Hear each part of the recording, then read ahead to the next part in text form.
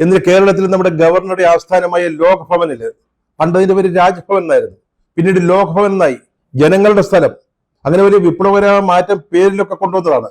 അവിടെ പോലും ക്രിസ്മസിനുള്ള അവധി നിഷേധിക്കുകയാണ് ചെയ്തത്. അത് റദ്ദാക്കുകയാണ് ചെയ്തത്. ഉത്തർപ്രദേശില് സംസ്ഥാനം മുഴുവൻ സ്കൂളുകൾക്കും മറ്റും ക്രിസ്മസ് അവധി നൽകിയിരുന്നത് വേണ്ട എന്ന് വെച്ചു. അന്തരിച്ച ഇന്ത്യൻ പ്രധാനമന്ത്രി അടൽ ബിഹാരി വാജ്പേയിയുടെ ജന്മദിനം ആഘോഷിക്കാനെന്ന വ്യാജേനയായിരുന്നു ക്രൈസ്തവരുടെ ക്രിസ്മസ് ആഘോഷങ്ങൾ തടഞ്ഞത്, അവധി നിഷേധിച്ചത്. ക്രിസ്മസ് ആഘോഷങ്ങൾ നടക്കരുത് എന്ന ഉദ്ദേശത്തോടു കൂടി ചെയ്ത കാര്യങ്ങളായിരുന്നു ഇതൊക്കെ. മധ്യപ്രദേശിലെ ജബുവയില്, അതൊരു ഡയോസിസാണ്, കത്തോലിക്ക ഡയോസിസ. അവിടുത്തെ 4 ഇടവകൾക്ക് ക്രിസ്മസ് ആഘോഷിക്കാനുള്ള അനുമതി പോലീസ് നിഷേധിച്ചു.